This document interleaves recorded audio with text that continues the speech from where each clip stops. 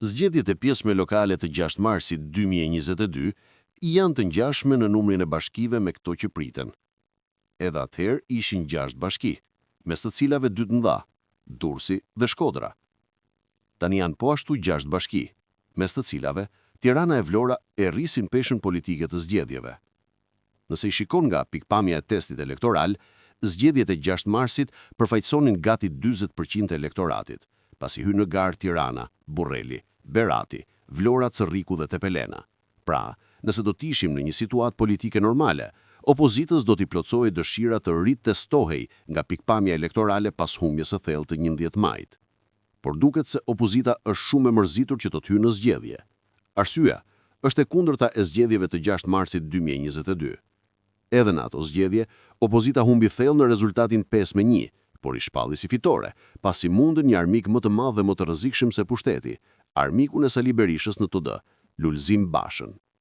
Gara që Ilir Meta dekretoi papritur pas 3 vitesh e ca vakance, u bë për të provuar legjitimitetin e Berishës në krye të PD-s dhe jo për të fituar bashkitë.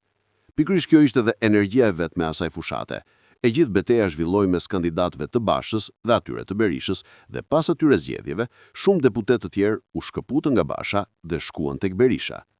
Ato zgjedhje, edhe pse të humbura rënd përballë pushtetit, ishin ndër më entuziastet që PD ka përjetuar, sepse legjitimuan rikthimin formal të Berishës në krye të partisë.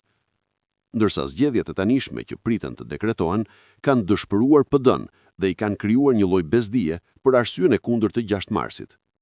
Në PD nuk ka më armiq të Berishës, dhe këto zgjedhje nuk u duan për asgjë.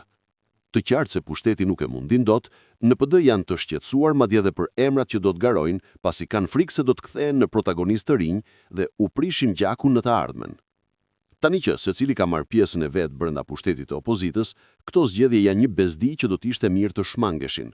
Madje, kjo është dhe arsyeja e vetme që mund t'i bindë për bojkot. E vetmja gjë që i frenon është fakti se nëse lën fushën bosh, aktorë të rinj të partive të tjera do të rriten artificialisht dhe do t'u rrezikojnë të ardhmen si parti. Për gjithë këto arsye, këto zgjedhje janë tërësisht të kundërta me 6 marsin 2022. Nëse atëri motivon të dëshira për të legjitimuar Berishën, tani e demotivon dëshira për ta delegjitimuar atë si udhëheqës që i çon tek humbja. Ata nuk duan ta dëgjojnë vazhdimisht këtë gjë në zgjedhje. Një herë në 4 vjet është boll që ta dëgjojnë si humbës, 2 herë në vit është shumë. Ndaj janë të mërzitur.